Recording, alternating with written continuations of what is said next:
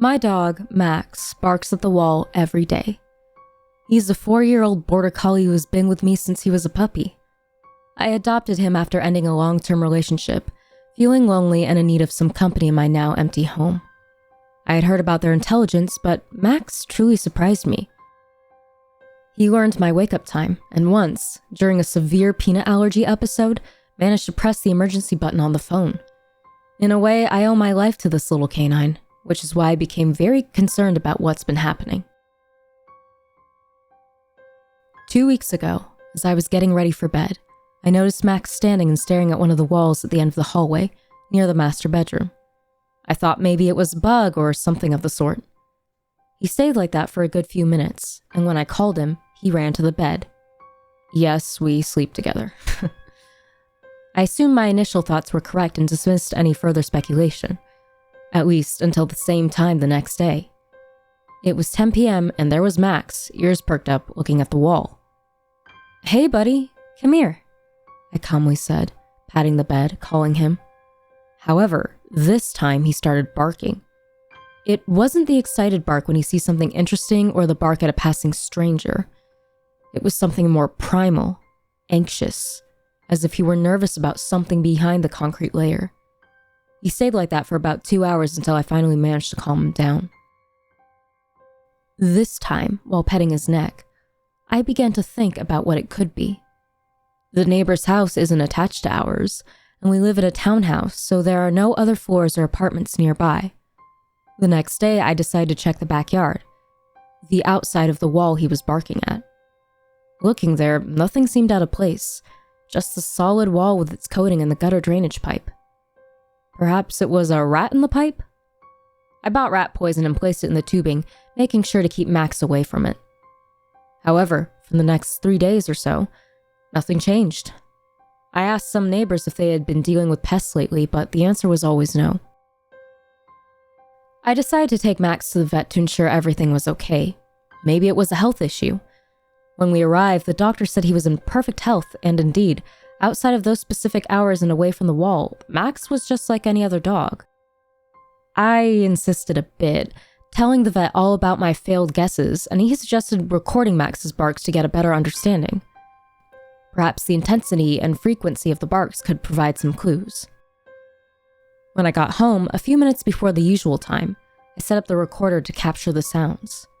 I was exhausted from a string of sleepless nights, so as soon as Max started barking, my head became heavy on the pillow. To the sounds of his barks, I fell asleep. I woke up the next day to Max licking my hand, which hung off the bed. It was a Saturday, so I woke up lazily, slipped on my slippers, and as I passed by the recorder, remembered to stop the recording and brought it with me downstairs. While frying eggs, I played the audio. Nothing out of the ordinary, just Max barking, and it continued for about 10 minutes perhaps. I was ready to turn off the audio to eat in peace when suddenly, a bark sounded. And I know it sounds obvious. Wow, a bark in your dog's recording? Who could have expected that? Okay, but it wasn't Max. It was a muffled bark, more distant, as if it were coming from behind the wall, I suppose. They continued like that, Max reacting to the wall's bark by barking more, and they went on in this cycle for a good while. I asked Mr. Charles, my neighbor at the back, if he had heard any barking or if anyone in the neighborhood had recently adopted a dog. He denied it, saying he only heard Max, and I should check if there was anything wrong with my dog. I decided to stay awake that night and listen to this bark for myself. Precisely as Max started barking, those barks began. It was as if they were indeed right behind the wall, even though we were on the second floor. After a few minutes of this, I pounded on the wall with my fist. "Hey, enough already!" The bark turned into a low growl. "Go home, boy." I knocked again. The sound ceased completely. I waited a bit, and indeed, it didn't return. I called Max, and we lay down to sleep. However, I woke up in the middle of the night, startled by a loud noise coming from behind the door. Max, by my side, though still lying down, was alert, pointing his nose toward the noise. I cautiously removed the blanket from my body, and on tiptoes, I went to investigate. Looking through the keyhole, I saw there was nothing. I opened the door cautiously. The empty hallway stared back at me. Suddenly, again, the noise on the wall, a thud. But the worst part was what followed. It was a strange sound, like a bird perhaps, a parrot when it mimics speech, but with the voice of a larger animal, something with a raspy throat. It began to mumble unintelligibly until I realized. Enough. It banged again. I froze. Go home, boy. The syllables elongated, as if it didn't know when to stop. I didn't know what to do. Max started barking and the thing continued in return. I called the police in a panic, saying someone was outside banging on my wall, accompanied by an animal. They arrived in about half an hour. I spent the whole time locked in my room, under the covers, with Max by my side protecting the door. When they entered, I went out immediately, standing outside while a pair of officers went inside, and another circled the outside. As expected, they found nothing. I was already inside the house and began apologizing for the call. No problem, the officer said. We'll patrol the area. There might be someone around here, but this house, he banged on the wall, is completely... He stopped. Banged again. Have you done any recent renovations, sir? I shook my head. This wall, is it usually where the sound comes from? I nodded. If you'll allow me, sir. He took a small device and made a hole in the wall, expanding it a bit more, up to about 10 centimeters. He called me over to see, pointing to the inside of the wall entirely hollow. The sound wasn't behind the wall. It was inside it. He started searching with a flashlight through the opening. It's a real mess, almost as entire... He pointed the flashlight and focused on a spot. Hey, you! Police! He was seeing the intruder inside and used his radio to call for reinforcements. Noises echoed through the corridor. He's escaping! A thud sounded in the backyard. Jumped out! The officers rushed out the door in pursuit.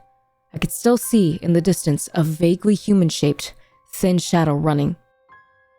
The officer who was at the back and the one who saw the creature ran after it, while the others stayed with me at home. After an hour, they returned, saying the suspect had escaped, and he seemed genuinely sick.